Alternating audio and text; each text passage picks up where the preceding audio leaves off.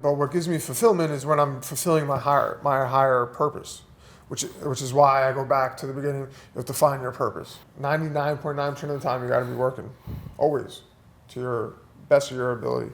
Yeah, I'm not a religious person, but I can't conceive of a God that would highly reward some lazy asshole for doing not much. Yeah, I can't even. He's not there.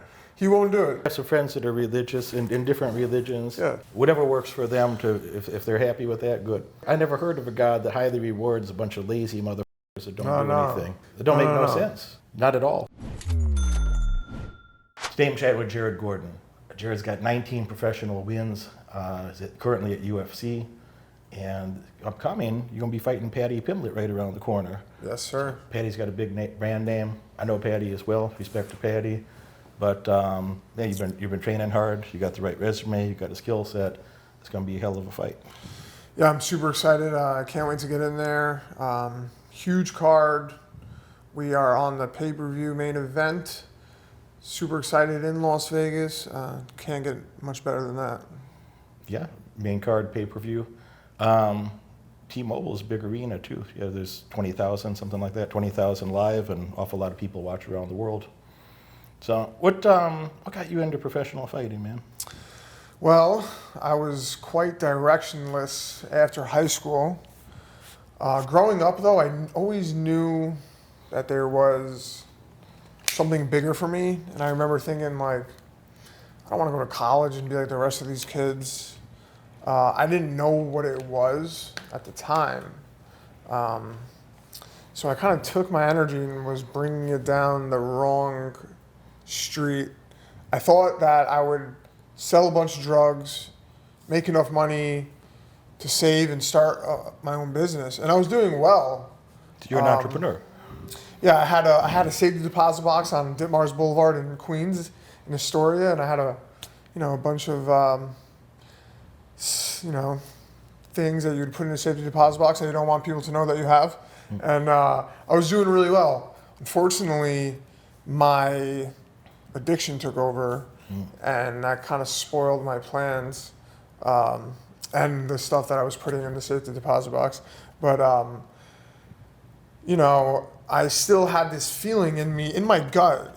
Since I was a child, I had this feeling in my stomach that there was something bigger for me. So I graduated high school, and at the time, the UFC was getting really big. Ultimate Fighter, Stephan Bonner, Forrest Griffin, and I couldn't stop watching it.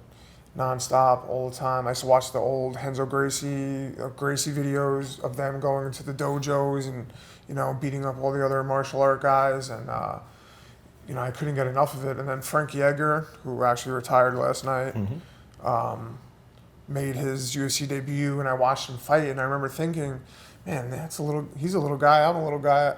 If he can do it, so can I. So I found an MMA gym. I started training. 4 months later, I had my first amateur fight. I was 17. And the rest is history.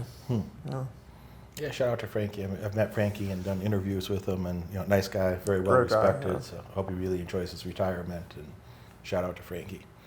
So 17 years old, you start training. What was your first? Were you studying MMA from the beginning, or did you have a particular thing that you went with first? So my first thing was jiu-jitsu. I started jiu-jitsu with a guy named Stephen Williams, who was a black belt under John Danaher. And that was like my first love. I boxed and wrestled as a kid a little bit. My grandfather was a pro boxer, but I didn't really take to it like I did with jiu-jitsu. And really, I went into my first amateur fight just as a jiu-jitsu fighter. I wasn't really kickboxing or anything. I just went in there and I was throwing my hands and I landed a couple punches and I took the guy down and I did well on the floor and I started subbing guys as an amateur. And jiu-jitsu became my passion. I love jiu-jitsu, and it's been 17 years of jiu-jitsu now.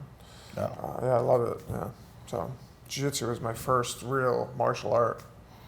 17 years.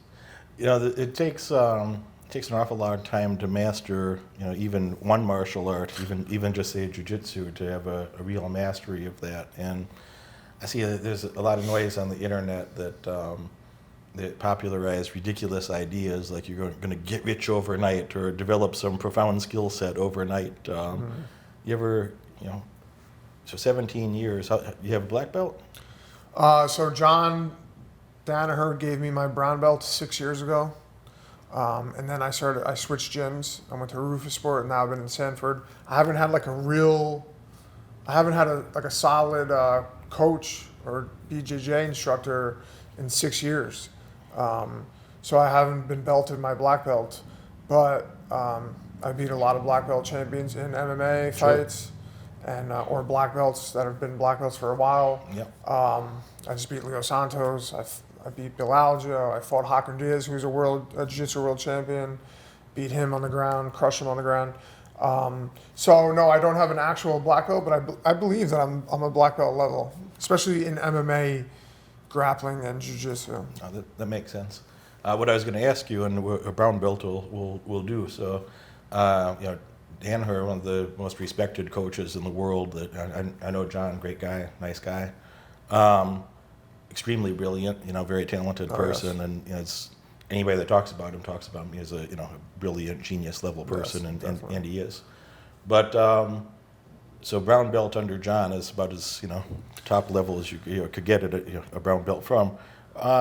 But 11 years you spent on that. Wait, if I seen on the internet you can just get these magical results overnight, why didn't you do that in like a few months? And why didn't you just get your brown belt in a few months? Man, if it was just that easy, the sport is ever evolving. Every day a new idea or concept has been made. You see these guys like Gordon and guys like Gary Tonin. They're so dynamic, and each movement is so precise and nuanced, and it's really just mechanics of the body, and John being their head instructor, he has, I wouldn't say perfected it, but he has come as close to anyone in perfecting the breaking and strangling mechanics of the human body.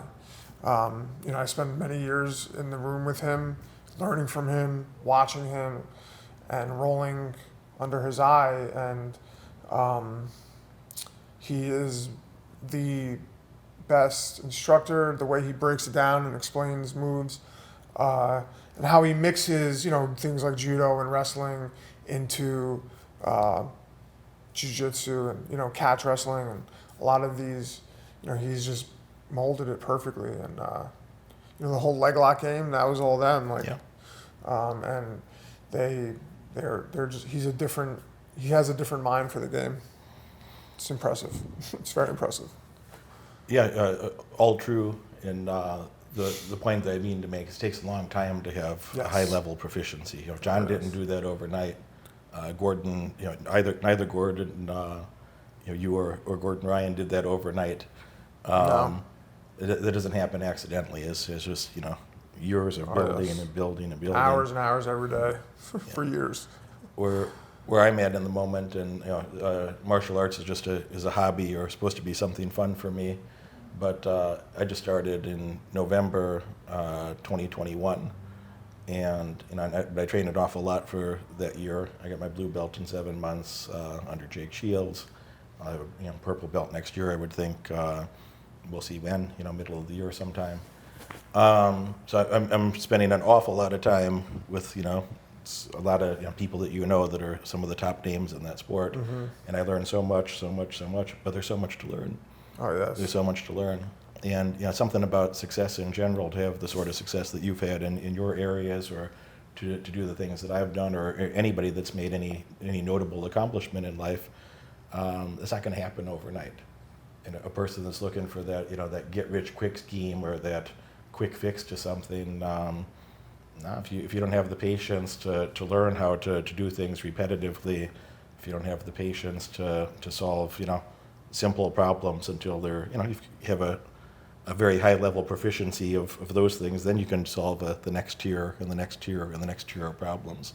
Yes. The guy that wants to go from here to there overnight is probably going to do nothing ever. I think we both grew up with plenty of people like that. Oh yeah. They don't tend to go too far. Yeah, or they took some sort of shortcut that will get them in trouble. From what I've seen. But no, martial arts is like an onion. It's just layers and layers and layers and layers, and it never ends. You think that when you think you know what you're doing better than everyone else is when you get in trouble, because there's always someone out there that's studying. People, a lot of martial artists or fighters, they'll watch and they'll drill and they'll study film. But then you have guys who are writing it down, the moves down over and over, and they reread it and they visualize it, and then they roll it and then they write it down again. So like they're embedding the information and absorbing the information in just in a different form. When I was in class and I looked at the blackboard and the teacher would write on the blackboard and say something, and she'd be like, "You got it?" And I'd say, "Yeah, I got it." And then I would forget it. But when I wrote it down, I always remembered it. So if you're writing in a journal and bringing that journal with you everywhere, and you're reading it every chance you get, and then you write it again, and you're writing it again, and then I had an instructor, John Danaher's first black belt, Mike Jaramillo, who I owe most of my MMA grappling to. He would tell me, you have to write everything down, and you have to study film, and you have to rewrite it and rewrite it and reread it. And then he would say, when you've mastered it, a move, I want you to start rolling with guys with your eyes closed. And then you're going off of the muscle twitch of the person. Mm-hmm. So you're always ahead of them in that area. And then when you open your eyes, it's like you got an extra power with mm-hmm. you now while you're rolling and competing. So the difference between, and I still make the mistake of not writing stuff down sometimes, the difference between great athletes and elite athletes are the guys that are doing stuff like that, writing it down, reading it, visualizing it, seeing it, feeling it, rolling it, drilling it, and it's just ever evolving. I've trained with Hoist Gracie a few times, and Hoist will play games like that with me. That every day he invents a new game to torment me with a bit, and yeah, I play along with it, and I respect who he is and what he does, and I learn things from him, So, but he'll do that of like, all right, today, close your eyes. Yeah. Turn the lights off and close your eyes. And then Just he'll just attack me for 12 minutes at a time or 20 minutes at a time. Blind and you're Yeah, I'm like, and I'll really like, have the lights off and try to keep my eyes closed 100% of the time, honorably, and just out of you're getting choked in the open a little bit or something, but I try to honor that fully, and but I learned a lot from that like it gave me a different level of confidence. Being tormented that way. Then I'm like, all right, well, if I can do it like this in the dark for long durations when my cardio is, very diminished, then, and then you turn the lights on, mm-hmm. and you're like, oh, wow, this is not that bad anymore. Yeah. It's actually easy now. Yeah, well, maybe not easy, but... Well, it's a different level of learning. Exactly, it ingrained it in my head in a different way. Mm-hmm. So, I can appreciate some of those, some of that nuance. Yeah. Good. I was never a prolific writer that way, and I had a couple of professors in school criticize that. And I'd sit in the front of the class. I'd be in the front row. I'd sit wherever the professor was going to primarily be. I was extremely attentive, but I'd have to burn something in my head, and then and kind of visualize that. That if I could see the thing, think about the thing, or keep it alive in my head. So I would tend to write things down that if I didn't understand it. A lot of times if I could understand it and attach it to some existing information of like, oh, that thing's like this thing, and if this and this happen, then we do that, Right. And if I could do that, I could keep it, and I'd have very good retention. But things that I didn't understand, things that I couldn't have that click, I'd have to write that down and make sure I research it later and understand it more deeply. Right. But everybody's a little different about that. But depending on your learning style, you might want to write things down. You might want to say it aloud. You might have to visualize it. I like to, if I can visualize it in my head, then I can retain it. Right. And I could do it 6 months later. I could do it 2 years later. Things stay in my head very well after they're there. But I've seen some people that would just take notes blindly, and I know damn well they didn't understand what was happening. They were just writing it down, Mm-hmm. and they didn't actually understand what was happening. They weren't going back to review it later. Right. They didn't write it down as a map to get back to the key piece of information to be able to do the thing. Right. that never made sense to me. So it's not enough to just scribble something down and say, oh, now I got it. No. Well, no, can you do it? Yes. Oh, you can't do it? Then you don't got it. Yeah, it's got to be something that you can put into action. I believe, especially something like martial arts. You could watch it on TV, and you can, when I first started doing jiu-jitsu, and I was watching all these videos of Henzo and all these guys going into dojos, and I would be like, and then I would be rolling, and I'd be like, oh, I'm doing the move I watched. And then I started realizing that, like, if I write this down too, and reread it, and then watch it again, or watch other people do it, and then drill it and drill it and drill it, then it just becomes second nature. And what I've learned is, as a fighter or as a martial artist, you're always going to revert to 3 things that you're really good at. Maybe 3, probably 2. And if those 3 things that you revert to under the lights and under the pressure, like in a big event, whatever the event is, like I'm fighting December 10th, that's a lot of pressure. All these people watching, you're under the lights, maybe you're bleeding, maybe you're hurt, maybe you're tired. Under those circumstances, you always revert back to the things that you are good at or the things you've always done.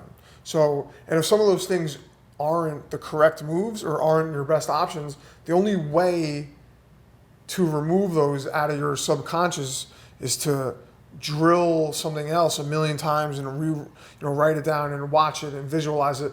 And then in your subconscious, those 3 things that are at the top, or those 2 things, will circle out, and then the things that you have now drilled and replace them with will be the top 2 or 3 things that you revert to, which is what we want to do when we're in a high pressure, intense situation, is revert back to something that's going to work, not something that's just like a Hail Mary or something that can get you in trouble, or maybe it's not the right move at all, or maybe it is, but chances are you revert back to your instincts. And if you need to replace those instincts, then you have to do it 1,000,000 times. You need to be able to do it in the gym. You need to be able to do it in a drilling situation. You need to be able to do it live in the gym, and then you'll be able to put it into practice in a real situation. And I believe that goes for anything in life. Whatever your situation is, you're always going to revert back to certain actions, certain mindset, certain, the way you express yourself. And sometimes as humans, I believe that we need to take a step back and look at those things and, decide are these the best, is this the best decision for me? Is this the best thing to say? Is this the best action to take? That's why I like martial arts is it's like life. It's like it teaches you how to live and be a better person, and be disciplined, and it teaches you how to get out of situations, and it's a lifestyle. I think there's tremendous overlap. I spent my life thinking about business primarily, and I made my first entrepreneurial money when I was 7. Continued doing that, for not sporadically, but consistently since that time. I'm 43, I'll be 44 soon enough. And, I have some of those things burned in my head that, you're not a new guy learning that is not gonna make it up on the spot. It'd be like you're getting in the cage and be like, oh yeah, how does that armbar thing work? Right. Jab, cross jab. We'll see what happens. Yeah. Hopefully this works out. You're not going to invent it on the spot No. if you didn't burn it into your brain ahead of time. And something that I love that you're touching on is a topic I've been speaking about recently is there's a lot of confusion. A lot of people think that if they have a proficiency at something, that they confuse that as being like a mastery level adequacy. That you can, as if your proficiency at something of I kind of sort of understand how the stock market works, how options contracts work. Okay, so if there's a recession, if there's a significant hysteria or drama in the stock market, could you do the thing right now? Could you do it right now? Right. Or if you have to go perform, and 20,000 people in the arena, a million plus pay-per-views maybe. The pressure. Yeah, and so if you can't do the thing under pressure, can you really do the thing? Right. So it's one thing to do, to go through a couple steps in training that you rudimentally understand Right. a 80% draft of how to do the thing. But if you did an 80% version under pressure, like you could do a lot of things. You could do a lot of things 95% perfect. But the other 5% is, that's enough to make the whole outcome a disaster. Oh yeah. Imagine driving a car. What if you drove a car 95% perfect? You had your hands at 2 o'clock and 10 o'clock. You're focused on the road. And only 5% of the time you closed your eyes and spun the wheel around. Only 5%. Only 5% You chaos. die. You die. So that, doing something 95% perfect is not enough. It has to be 99 point something to Yes. have a hope. To have a hope of having consistent high level outcomes. So I think this is very dangerous where people lie to themselves and they think they have a higher level skill set than they do, that it's not enough to rudimentally know something and then risk your net worth or risk your health and safety, serious injury. That you can't be in the situations that would be the most valuable for you to perform if you're lying to yourself about your skills. How long does it take of fellas in your profession that are lying to themselves about their skills? How long does it take for them to Be weeded out. yeah? You see it often, even just in the gym. You see it. Guys come in the gym, and if they can't hang, all of a sudden you don't see them anymore. Or the UFC. They hire a lot of guys, and other organizations, and you don't hear a lot of their names anymore. And it's a marathon, not a sprint. I think any business is a marathon, not a sprint, and if you're not doing and performing at a high enough level for a long time, then no more, you're gone, and that's why things like, so my wife owns a business. She actually owns 2 businesses, and she's a landlord, so she has a lot of experience.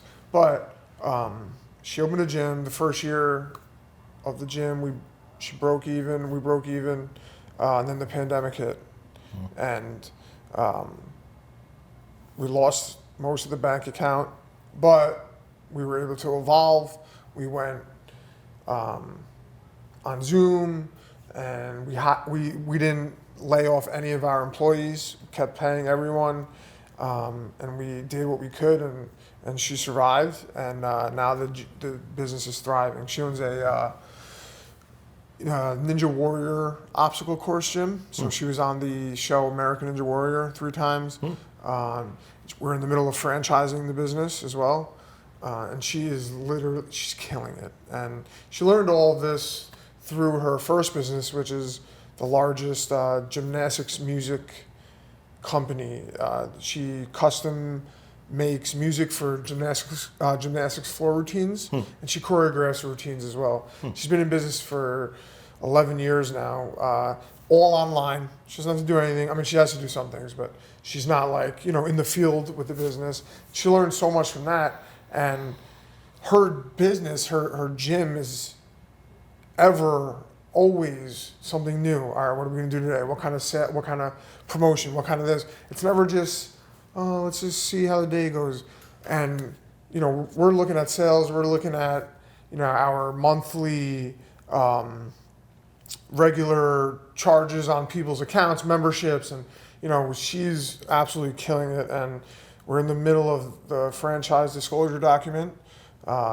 And it's just like nonstop though. Nonstop. You always got to be on your A game. She does so much to keep the gym going. Granted, she doesn't have to be there much because she has a general manager and the gym runs the way it runs. But she's doing all the work behind the scenes. And we're going to franchise it. And I believe with persistence and hard work and dedication, just like what I do in fighting, or what I do with my recovery and helping other people, that will be a success. We already have people that are like, yeah, I want a gym. I want to open one right now. So we're super excited. But 95% isn't enough to run a business or to be a professional athlete or to do anything successfully. It's got to be that 99.999999 repeating. Otherwise, you fail. And anything worth having takes hard work. And who wants a business that's successful?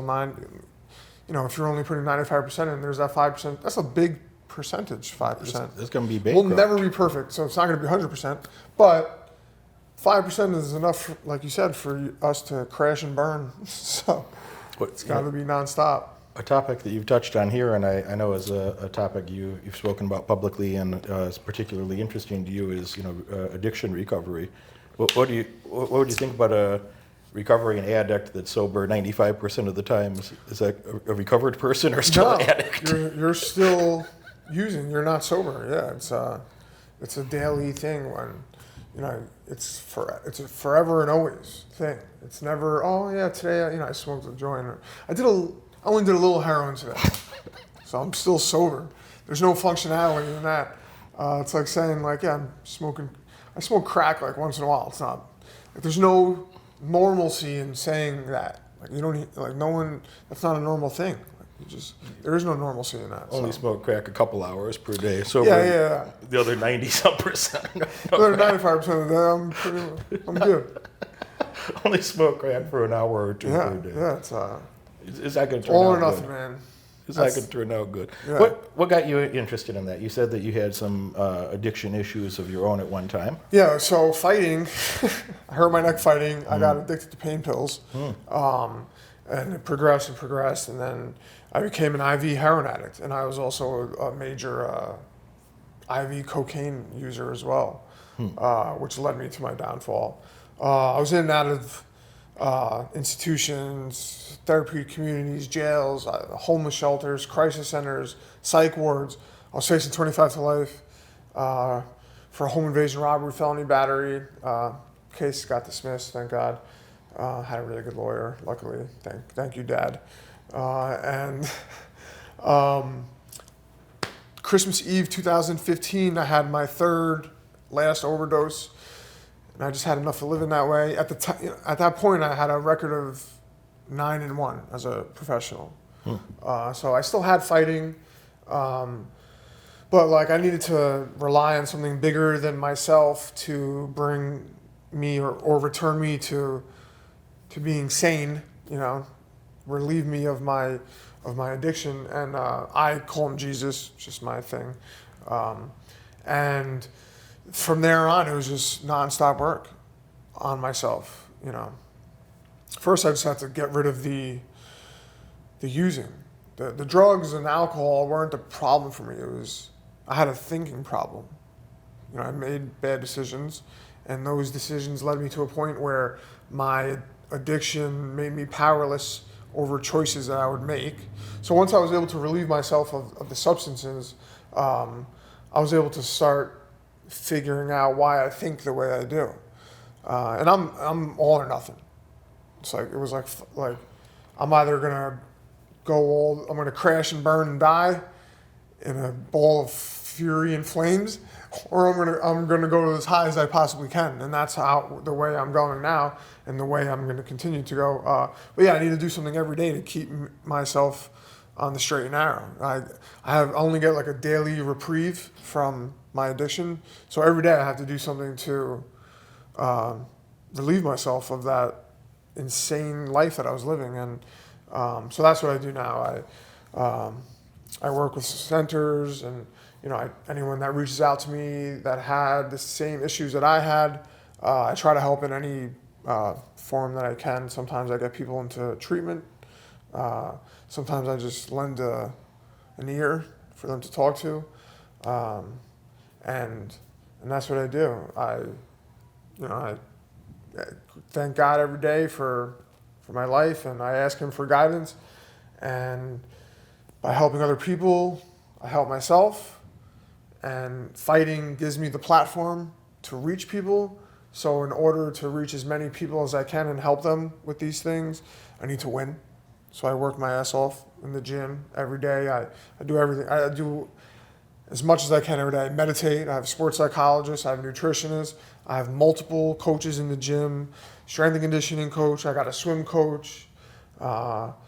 Anything recovery based, I do as much as I can.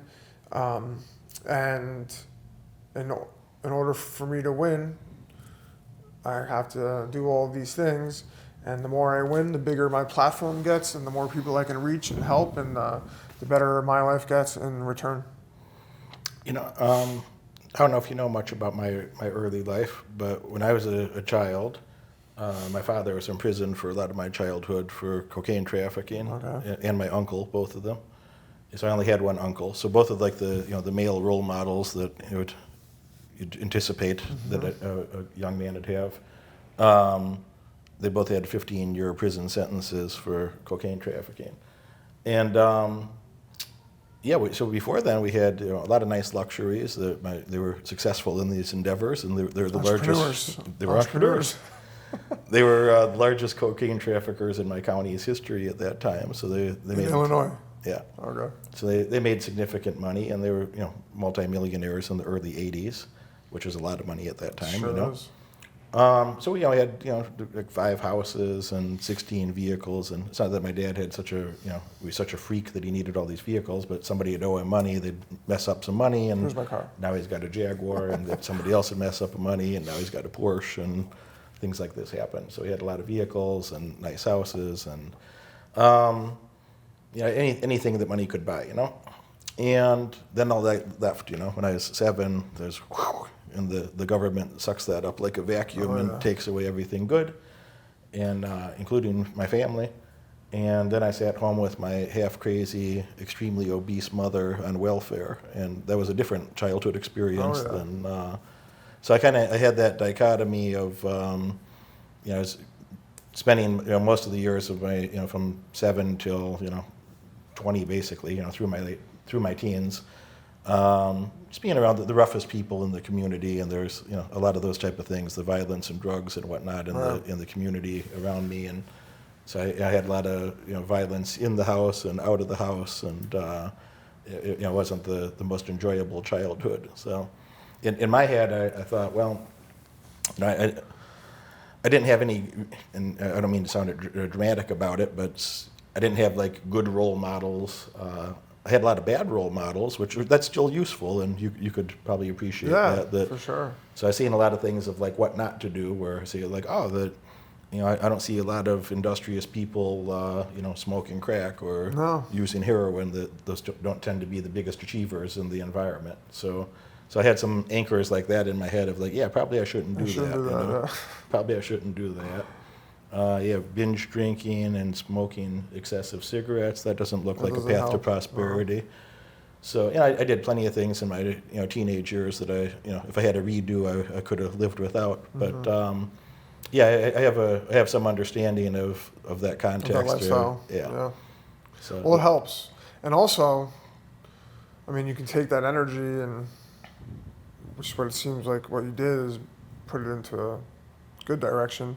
That entrepreneurial spirit, which is probably where you got that from, right? Your father and your uncle, kind of. Yeah, I'm sure that contributed. Yeah. I found myself at 17. I was sitting in county jail when I was supposed to be a senior in high school.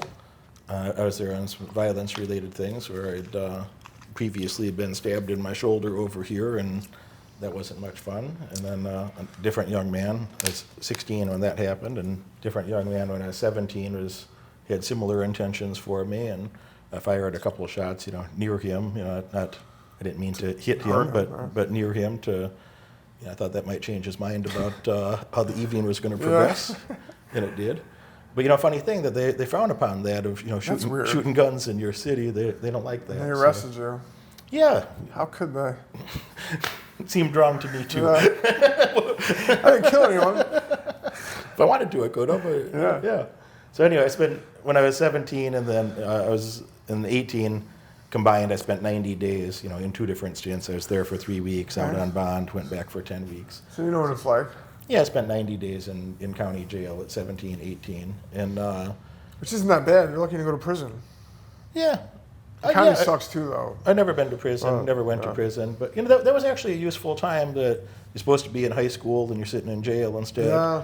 And there was a useful time to me to kind of think some things Reflect. through of, a lot of the people that I was friends with at that time that, several of them were dead later. And you'd have your version of these stories. They're dead from drugs and violence or both. one or the other or Both. both. So I have 4 friends like that died early, and my other friends at that time went to prison, and some of them for a very long time. So I experienced that sort of environment, and I lived that for the early part of my life, and I think it motivated me in a way that I'm like, well, if you keep engaging in those type of behaviors, you could expect the outcomes appropriate to that. But if you thought a little different, and this is going back to what you said that kind of inspired this thought in me right now, that if you're willing to think a little different or change your thought process, well, if you had better thoughts, you probably engage in better behaviors. And if you engage in higher quality behaviors, you probably have better outcomes too, Oh, yeah. And I kind of got addicted to that cycle, if you will, that I have that addictive personality, but I got to get addicted to winning, if you will, that if I could think better, if I knew better, I'd do better, so I better learn more. And if you learn more, you could earn more. And they're cute little adages, but they also are true that if you knew better, you'd do better. Yeah. So if a person that willingly stays dumb, it's like, well, it's your fault you're having dumbass outcomes. It's your fault you're having bad outcomes if you won't go through the trouble to put some better thoughts in your head and take action on those better thoughts. 100%. Yeah. Like I said, I had a thinking problem. Mm-hmm. So once I corrected my thinking, I was able to, get out of those times and those positions and the consequences that I, put upon myself. I don't live that way anymore, and it's way better like this. And here we are, having a great conversation about how to be better, helping other people. This is even more fun than county jail. County's fun. Jail was fun sometimes if you knew what you were doing in there. But no, this is definitely better. When I showed up, I was a little over 200 pounds. I was about 202, 204, and I was very lean at that time. I had the best abs of my life at that time. Now I just have one ab. It's huge ab. It's a stronger ab, but not as defined as my abs at that time. And I showed up a little over 200 pounds, 17 years old, pretty lean, and been plenty of fights in my life, but zero pro fight training, but plenty of fights in my life. Not adverse to conflict, but when you show up there, the men are going to whistle at you and say pretty things. And it's an and experience. how you gotta show them. Yeah, if you're not willing to have conflict, you're going to have some different type of conflict. Exactly. So it's immediately, within minutes, 3 minutes. Fighting, Having my first conflict about 3 minutes after being introduced to the cell block, and I kind of made the note that I didn't want to spend my life in those type of environments forever. Or somebody wants to take your ice cream, can't let nobody take your ice cream. Then they take everything. Yeah, can't let them take your ice cream. No. So that was motivating to me. That generally in a positive way. I never had one tear. I never sat around there crying or being about it. I just like, all right, this is what's up, and but I did make the note that maybe you should go get a job and think about going to college and so on. So I got 3 college degrees later. Oh wow. Had to start with an associate's degree and then bachelor's, and went to graduate school later. But that was an important time in my life to think, kind of in a harsh environment of the stark contrast of, do I want to spend more time in this type of environment like a lot of my friends and family, did and were, or do I want to do something significantly different that probably is going to require, different behaviors, different thoughts and different behaviors on my part. For sure. Well, you did it. I'm doing okay. I think I'll keep going. Seems like it, yeah. What was that point for you where you're like, man, I have to change a few thoughts in my mind. I've got to have better outcomes here. Well, I was just sick and tired of it. That was one of the reasons. I just couldn't do it anymore. I just had enough. But I was also, sick of hurting my family, and my parents always were there for me. And they went through a lot in their lives. My father, long story, lost his whole business, built it back to what it is, and he actually just retired, and he's done really well for himself throughout his whole life. But a lot of ups and downs. And then my older brother also was a recovering addict. He has his life together too. So I just was sick of hurting people, hurting myself, and I knew that I had value. I knew I had a specific skill set in fighting, and at the time I thought fighting for me was just, get popular, be cool, make good money, I'm a tough guy from Queens, New York, and I'll fight in the UFC, and that was always my dream. Then I got sober, and I realized that my purpose was bigger than just being a tough guy from New York.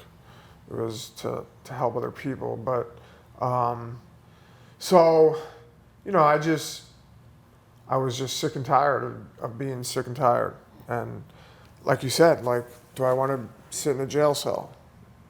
Or do I want to go back to the homeless shelter? Or do I want to go back to panhandling on the streets? Do I want to be in the psych ward? Do I want to go to the crisis center or the therapeutic community? Or all the places. I've been in, I think, 28 different facilities. And I just had enough of it. And, I knew that there was something bigger for me. Like I said, I always had that feeling in my stomach. In the pit of the core of my soul, I knew that there was something bigger for me. And I just kept following that feeling. And instead of selling drugs, which is what I first started to do, I decided to put it towards a positive thing, which was, martial arts and fighting, and then it became, helping other people like me. And that's my driving force now. The plan for me is, keep fighting for as long as I'm being compensated well and doing well and I'm healthy, and then open up a treatment center, and be able to, help people directly with my own facilities and modalities of treating substance abuse. I also believe behavior modification is a huge thing. Changing people's thinking and thoughts, and just mental health in general. I think it's a huge thing that What's your take on, there'll be people who watch this. When I think about my audience, we got, 140,000 or so on YouTube that watch a chunk of this video. And honestly, this is going to sound harsh, but it's just true, is, 90% of them don't actually want to do shit. 90% are just, they're just fumbled around. They want to continue fumbling around. Mm-hmm. They're here for entertainment. They'll leave a little comment, you Moneyberg, you're fat. Fuck dope fiends, assholes, or, they're just low functioning creatures that I'd rather that 90% went away, and I hope I could offend them now and alienate a couple to, just go do anything else. You're not going to do shit anyway. Go do anything else. But I love to talk to the other, 5 or 10% that actually want to change their life, that actually want to do something closer to their true potential, mm-hmm. Closer to what they're probably doing well already. They know they could do even better, and they'll look at me or they'll look at you and they'll hear a couple things. They're like, damn, yeah, that's me. I could do that too, Yeah. And those are the people that I really think about that I enjoy communicating with. Mm-hmm. And what do you think is that catalyst or the decision criteria that people make where they're like, I really had enough of this. I'm done fumbling around. I'm done trying to do shit by myself. Like, let me go find the right guidance, the right coaching to go live closer to my real potential instead of just being a half-ass. You have an opinion or a thought about that? Yeah, I think that you got to find your reason and your why, your purpose. Like I said, my purpose is to help other people that dealt with the things I dealt with, but there could be a host of reasons or variety of reasons for why you feel like you need to succeed and be a person that contributes to society, and it could be anything from your kids, or maybe you have a sick and ailing mother or grandparent that you take care of. Or you could have a reason like how I have, where you dealt with something and now you've come out of that hole and you want to use that you want to help those kinds of people as well, the people that suffered like you did. Some people, my wife is, she just loves business. She loves creating systems and things that make businesses work well. And she has created, like I said, 2 different businesses, and she is ever evolving, ever trying to find more and better reasons to make your business successful. And, that's like her passion. She's an entrepreneur, and she went to business school. She went to Baruch. She was at Rutgers. And like, that's just what she loves to do. And, she's gone through some hardships as well. Her father passed away, and when she was young, and she dealt with that. And, she's also a believer in God. So she believes that by helping other people, she's doing, God's work. So, you could I have a lot of friends that don't believe in God, but they believe in some sort of higher power. There's something controlling this universe.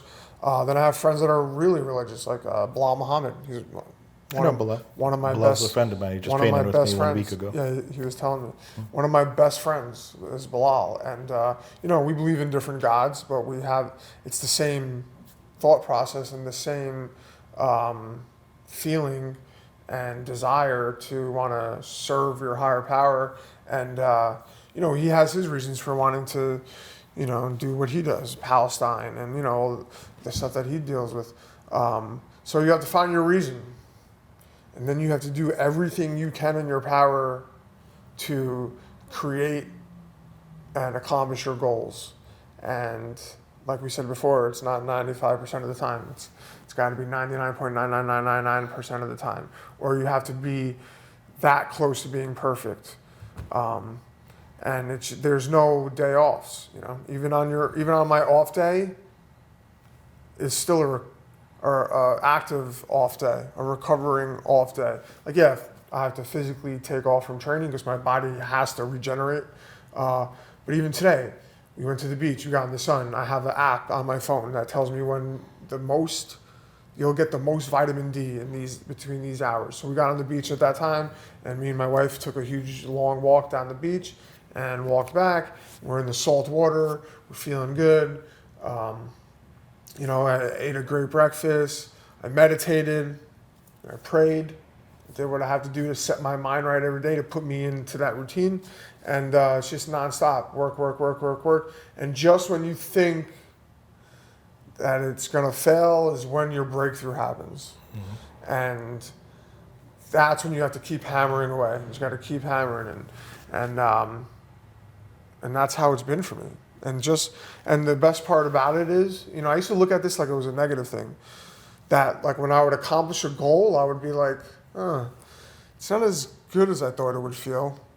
Beats the shit out of the alternative. It beats the shit out of the alternative. But still, I'm like, it's not as good. So it makes me want to strive even harder. Mm-hmm. Well, okay, now I got to get to the next level then. And although the things that I've obtained that are materialistic, or although they're nice and I love them, I bought a house. That's a real accomplishment when you buy a house, or you buy a piece of property, or you sell a piece of property. But little things like jewelry or your car, those things don't give me fulfillment. It's like buying a new pair of sneakers. This is the analogy I make. It's like, you're like, when I was younger, it was like, I would get a new pair of sneakers. You're in high school, you're walking down the hallway, you don't want anyone to step on your shoes, watch out. And then, a week later, you're like, screw these shoes. I need a new pair of shoes. They're all beat up and dirty. So it's like that. Like, I obtain things and they don't give me fulfillment, but what gives me fulfillment is when I'm fulfilling my higher purpose, which is why I go back to the beginning. You have to find your purpose. If it's your kids and you're helping them and you're feeding them and you're helping them accomplish their goals, then you're fulfilling your purpose. For me, it's helping addicts. If someone tells me that I've helped them in their recovery, then it's priceless for me. I feel like I'm doing the work that I'm supposed to be doing. And at the same time, by doing this work, I'm making my life better, and I obtain more materialistic things that still don't make me happy, but they make my life better and nicer and more convenient and more comfortable, which is always good.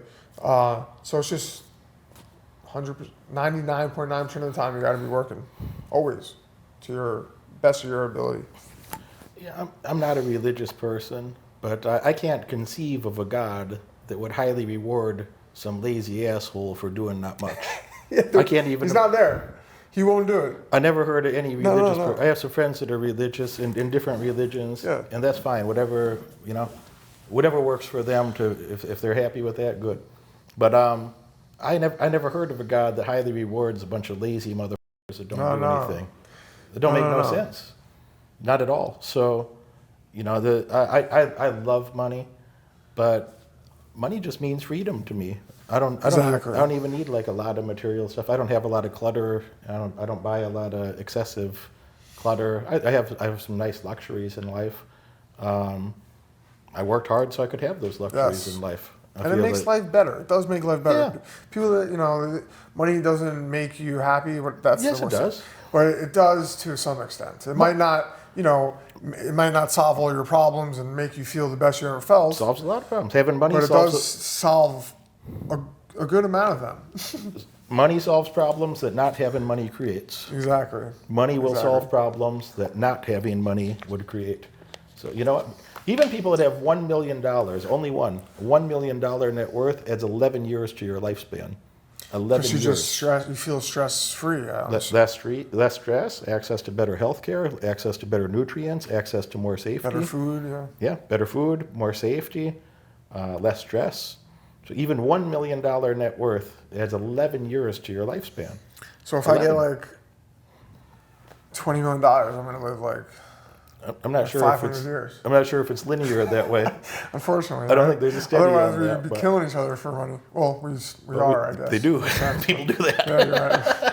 Where I'm from. You know what I mean. Where you're from too, I imagine. Yeah, for sure, 100%. Yeah, I don't think Warren Buffett gets to live, a billion years because he got $100 billion. I'm not sure if it works quite that way. No, I don't think But so. the first million seems vitally important. Yes. The first million seems vitally important. So I'll take it. when I hear people say your money doesn't buy happiness, I'm like, no, you're dumb. Yeah, money absolutely buys happiness. Yes. It buys you the freedom. Money buys freedom. The most 100%. valuable thing money gives you is the freedom to not have to do shit that you hate, to not have to spend time around people that you'd rather not spend time with. Gives you the freedom that if you'd like to, you could provide nice health care for your friends, your family, your loved ones.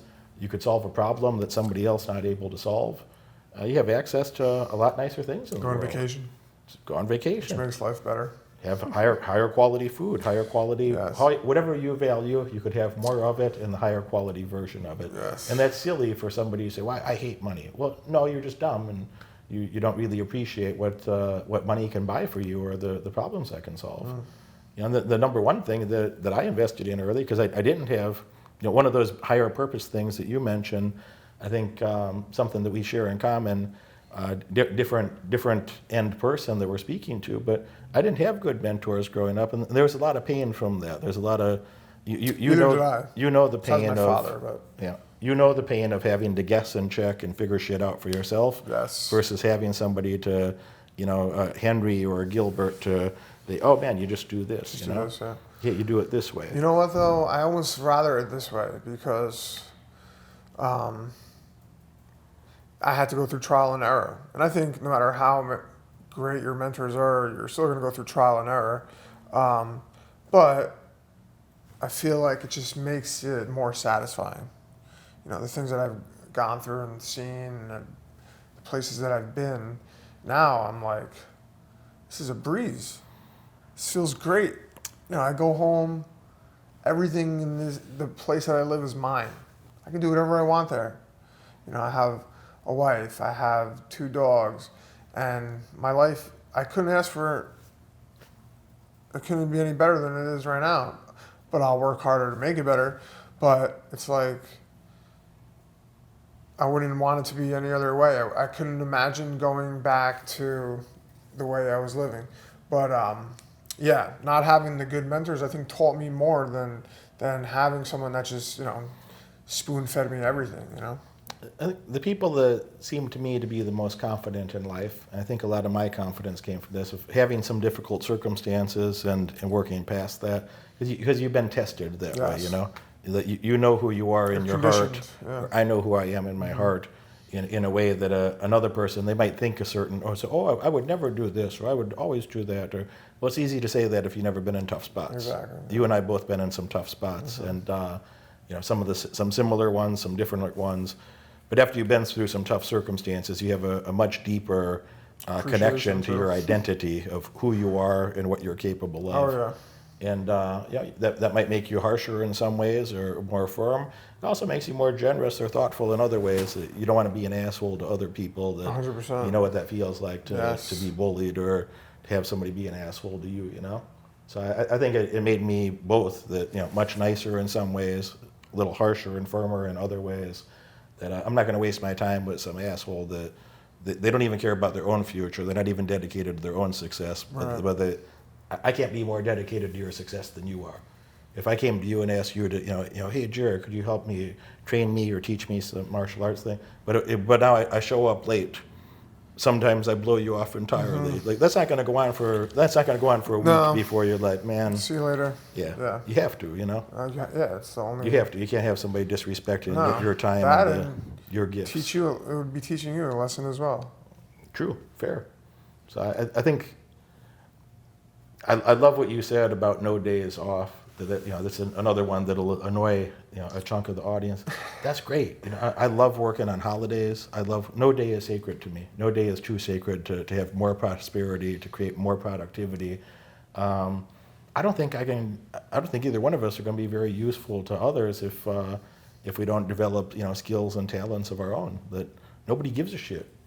Nobody gives a shit unless you have something useful to provide. I had the joy of meeting the former CEO of General Electric before he passed away, Oh, wow. and great guy, very smart man, and he told this story that he had his PhD back in the '60s and ran the company for 30 years or so. He told this story. He says, he's an old grumpy Boston guy. He said, the problem with these millennial kids. There's like 10 of us at dinner, and he's saying, the problem with these millennial kids, they want to give.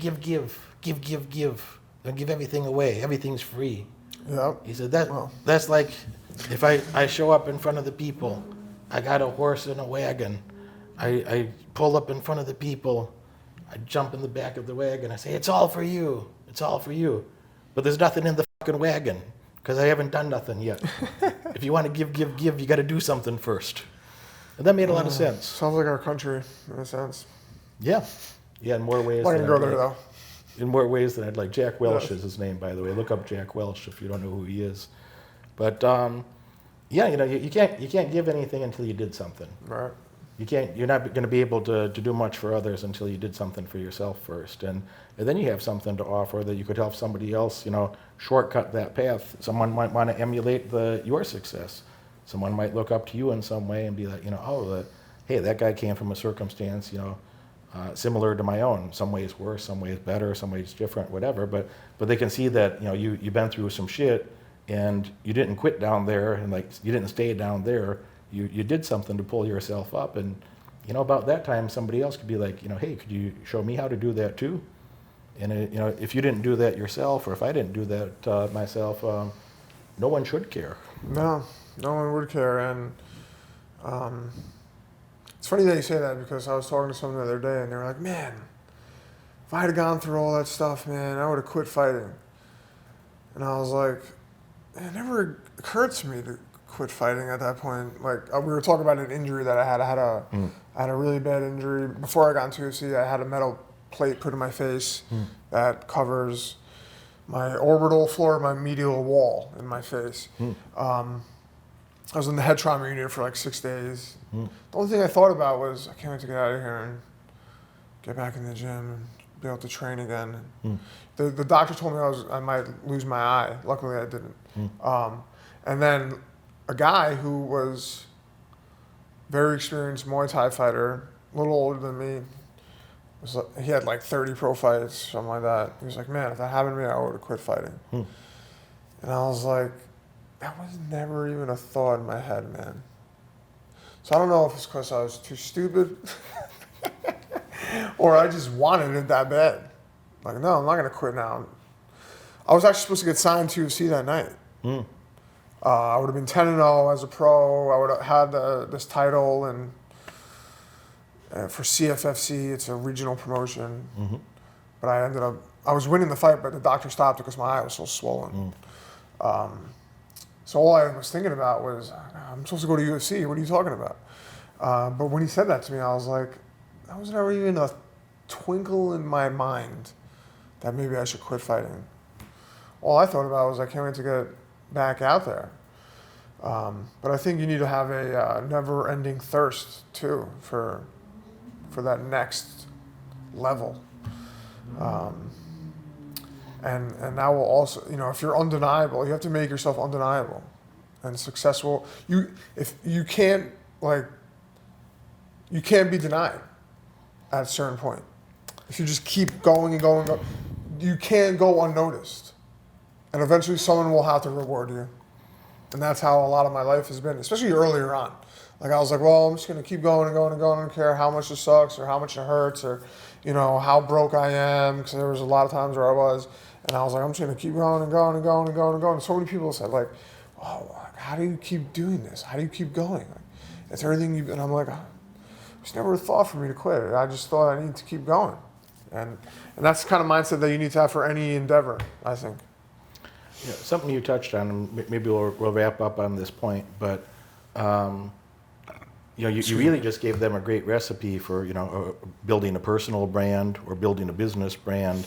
That when you're a nobody, or when you're just starting off a business, starting off building your reputation, whether that's with the public or simply within with yourself or within a private community, if you haven't done anything yet, then you pretty much get ignored.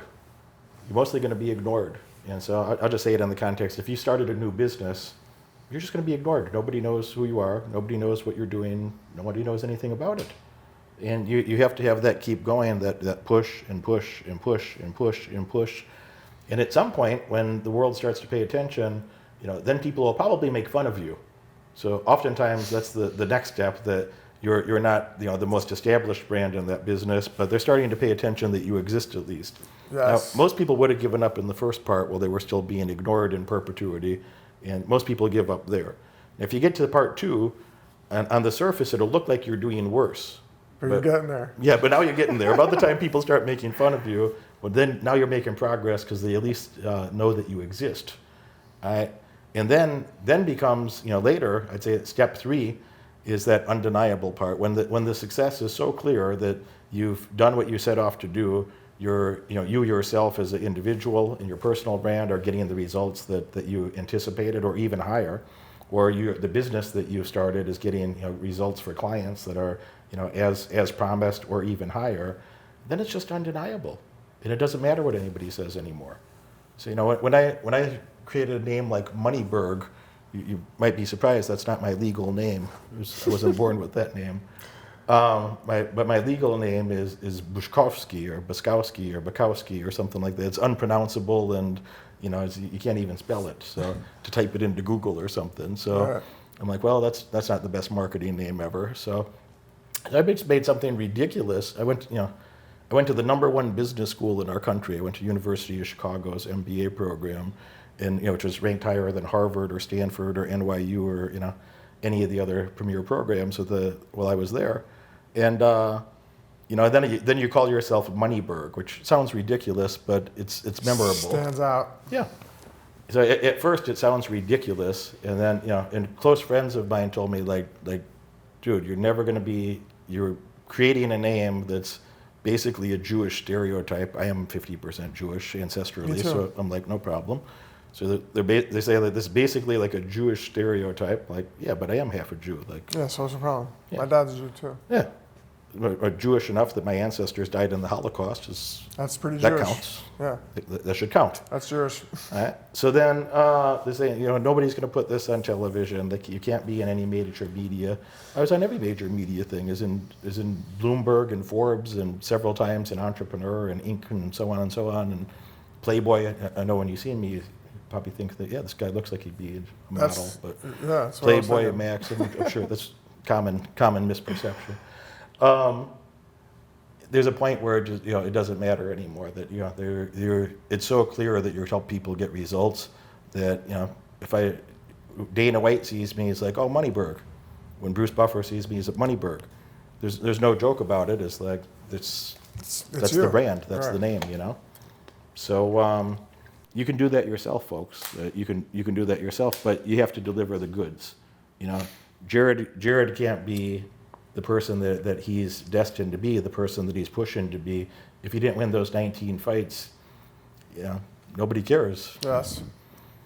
That's the thing. You got to be a winner. You got to win. That's right. And the homie Forrest Griffin, he made a comment. He spoke at one of my events recently, and he and I are friends of sort.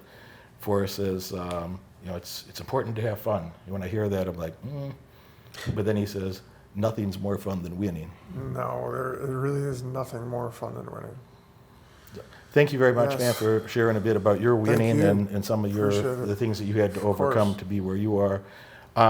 Jared's got a fight right around the corner, December 10th, Las Vegas. Go there live if you can. Check it out on pay-per-view if not. Where else can they reach you on social media or whatnot? On Twitter, I'm JFlashGordon MMA, and Instagram, Jared Flash Gordon.